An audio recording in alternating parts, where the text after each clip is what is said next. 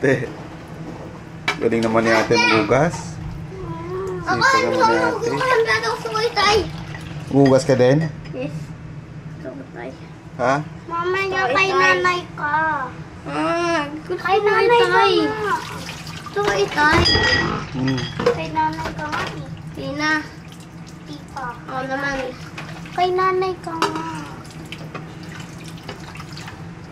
Gagawan kayo sa hugasan. Ganun, no? Ipares mo lang doon, ate. Ayusin mo. Yung pa. Hindi. Gayahin mo yun yung una. Ano una?